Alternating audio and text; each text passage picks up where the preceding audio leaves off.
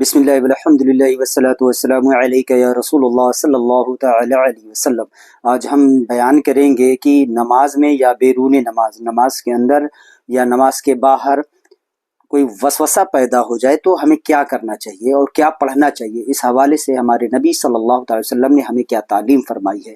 تو سب سے پہلی حدیث میں سیدنا ام المومنین سیدہ عائشہ صدیقہ رضی اللہ تعالی عنہا سے مروی حدیث بیان کروں گا۔ وہ اپنے والد حضرت امیر المومنین سیدنا ابو بکر صدیق رضی اللہ تعالیٰ عنہ سے روایت کرتی ہیں کہ ان کے والد نے بیان کیا کہ حضور صلی اللہ تعالی وسلم نے ارشاد فرمایا، تم میں سے کسی کے پاس شیطان آ کر کہتا ہے تجھے کس نے پیدا کیا؟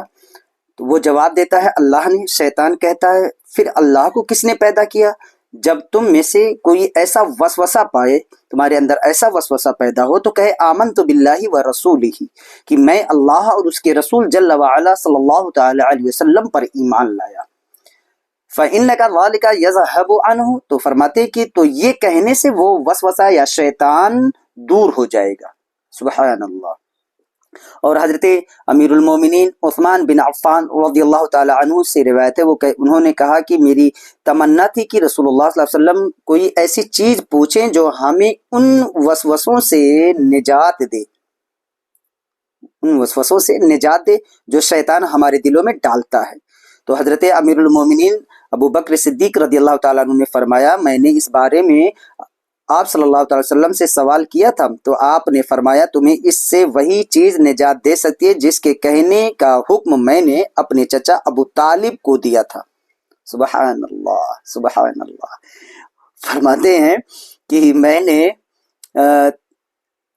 جس کے کہنے کا حکم اپنے چچا ابو طالب کو دیا تھا مگر اس نے نہ کہی۔ یہاں پر یہ حدیث ہے اور فرماتے ہیں کہ یعنی لا الہ الا اللہ محمد رسول اللہ، اسے امام احمد نے روایت کیا اور اس کی اسناد جید حسن ہے۔ خیر، حضرت ابو ہریرہ رضی اللہ تعالی عنہ سے روایت ہے، فرماتے ہیں کہ رسول اللہ صلی اللہ تعالی وسلم نے فرمایا شیطان تم میں سے کسی کے پاس آ کر کہتا ہے یہ چیز کس نے پیدا کی۔ یہاں پہ رک کر کے میں ایک بات کی وضاحت کرنا چاہوں گا۔ ممکن ہے کہ میری یہ کلپ بہت سارے حضرات سنیں گے تو ان میں سے کچھ واویلا بھی مچائیں گے اور کہیں گے کہ یہ دیکھو حضرت ابو طالب کو انہوں نے کہا کہ وہ کلمہ نہیں پڑھے۔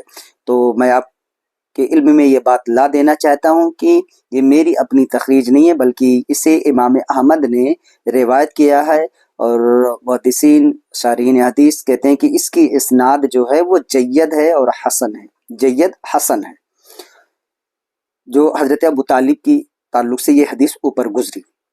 اب سنیں کہ حضرت ابو ہریرہ رضی اللہ تعالی عنہ سے روایت ہے، فرماتے ہیں کہ رسول اللہ صلی اللہ تعالی وسلم نے فرمایا شیطان تم میں سے کسی کے پاس آ کر کہتا ہے یہ چیز کس نے پیدا کی، اس شے کو کس نے پیدا کیا، حتیٰ کہ کہتا ہے کہ تیرے رب کو کس نے پیدا کیا، حتیٰ کہ کہتا ہے کہ تیرے رب کو کس نے پیدا کیا۔ جب وہ یہاں تک پہنچے تو بندہ اعوذ باللہ من الشیطان الرجیم پڑھے اور اپنی سوچ کو یہیں پر ختم کر دے۔ اور مسلم کی روایت میں ہے کہ اسے پڑھنا چاہیے کہ آمنت باللہ و رسولہ، اور ایسی صورت میں کہا کرو کہ اللہ احد اللہ صمد لم یلد ولم یولد ولم یکن لہ کفوا احد۔ پھر بائیں طرف 3 بار تھک دو اور اعوذ باللہ من الشیطان الرجیم پڑھو۔ اور نسائی کی ایک دوسری روایت میں وہ کہتے ہیں کہ اسے شیطان اور اس کے فتنے سے اللہ کی پناہ مانگنی چاہیے۔ اور حضرت ابو زمیل سماک بن ولید رضی اللہ تعالی عنہ سے روایت ہے، فرماتے ہیں میں نے حضرت ابن عباس رضی اللہ تعالی عنہما سے ایک سوال کیا، میں نے کہا کہ کوئی ویسی چیز ہے جو میں اپنے دل میں پاتا ہوں، کوئی ایسی ویسی چیز ہے جو میں اپنے دل میں پاتا ہوں۔ انہوں نے کہا وہ کیا ہے؟ میں نے کہا قسم بخدا بیان نہیں کر سکتا، کوئی شک پیدا ہوگا۔ راوی کا بیان ہے کہ وہ ہنس پڑے اور کہا کہ اس سے تو کوئی نہیں بچا۔ کہا یہاں تک کہ اللہ عز و جل نے یہ آیت نازل فرمائی کہ فَإِن كُنْتَ فِي شَكٍّ مِّمَّا إِلَى آخر الآیت، سورہ یونس کی آیت نمبر 94۔ اور اگر تجھے اے سننے والے کوئی شک ہو اس کلام کے بارے میں جو ہم نے تیری طرف بوسیلے نبی محترم اتارا تو ان سے پوچھ لے جو تجھ سے پہلے کتاب پڑھنے والے ہیں، بے شک تیرے پاس تیرے رب کی طرف سے حق آ چکا ہے، تو ہرگز شک میں پڑھنے والوں میں سے نہ ہو۔ کہتے ہیں کہ پھر حضرت ابن عباس رضی اللہ تعالی عنہما نے مجھ سے فرمایا جب تم اپنے دل میں کوئی شک و وسوسہ پاؤ تو پڑھ لیا کرو هو الاول والآخر والظاہر والباطن وهو بكل شيء علیم۔ سورہ حدید کی یہ آیت ہے، آیت نمبر 3 ہے کہ وہی اللہ اول، وہی آخر، وہی ظاہر، وہی باطن اور وہی سب کچھ جانتا ہے۔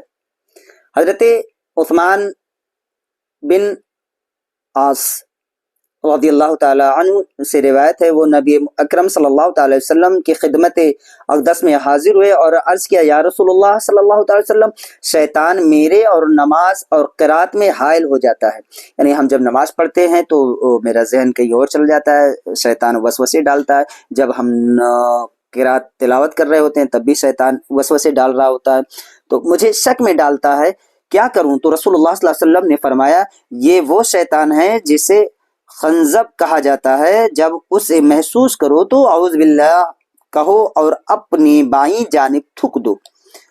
فرماتے ہیں ففعلت ذلك فاذهبه الله عني، میں نے اسی طرح کیا تو اللہ نے اسے مجھ سے دور فرما دیا۔ یہاں پہ سمجھنے والی بات ہے کہ بائیں طرف تھکنے کی تو حالت نماز میں یہ مناسب نہیں ہے، یہ آج کے دور میں معیوب مانا جاتا ہے، تو اس سے بچنا چاہیے، اور بھی طریقے نماز میں وسوسوں سے بچنے کے بیان کیے گئے ہیں۔